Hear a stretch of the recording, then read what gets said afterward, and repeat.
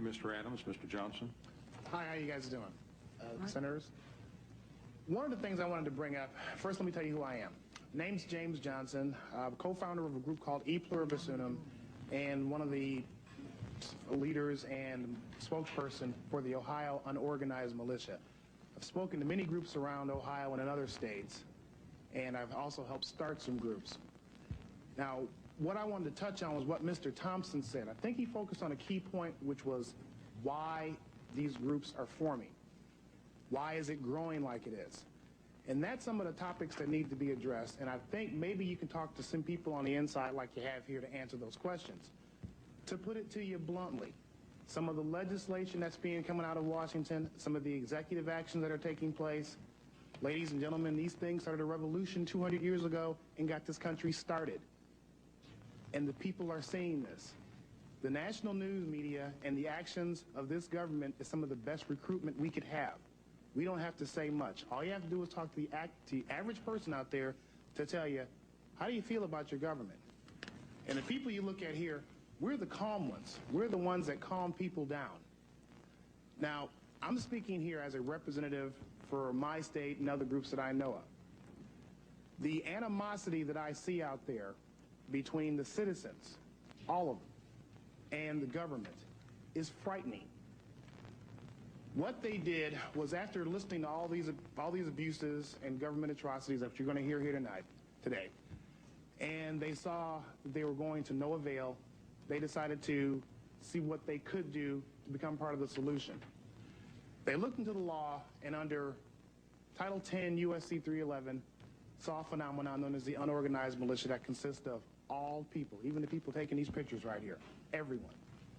And they began to form themselves in units for their own self-defense and their self-preservation. Now, the way we stand now, and it's good that we're getting these views aired out, because 200 years ago, the British didn't get the hint until they saw dead redcoats out there. But this time, maybe we can get this out in the open and have things resolved. Because I feel, and it's concerning to me, and I'm being sincerely honest, that with the increasing polarization between the tax-paying public out here and what goes on, not only in here, but certain state governments, that the only thing standing between some of the current legislation being contemplated and armed conflict is time. It's one of the reasons I got in this movement, to help prevent that. Now, you can see from the last 2 years of sales from the firearms producers in this country, this nation is probably one of the most heavily armed forces on earth.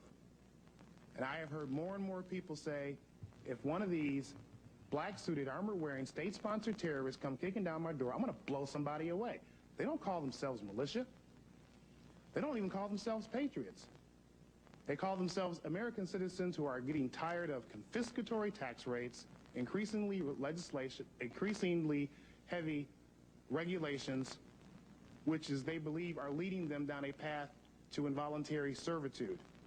And one of the slogans that's been going around, especially in Ohio, is what I've been telling people, for those who think that this is just primarily an angry white male movement, is that if our ancestors would have been armed, they would not have been slaves. That's why people are beginning armed. Not so much with firepower. That's not the thing that makes it dangerous. What makes it dangerous is that they're being armed with knowledge.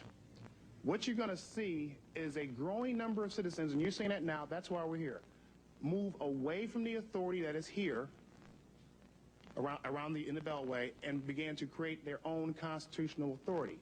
You're going to begin to see this in the resurgence of the common law courts. You're going to begin to see this, and I'm going to summarize here, in the formation of the militias. That's what came first, to defend ourselves. But you're also going to see this on the legislative end. You're going to see your own candidates in our own elections, and hopefully that we can become a system which will attract others into a more constitutional, based system. Thank you very much.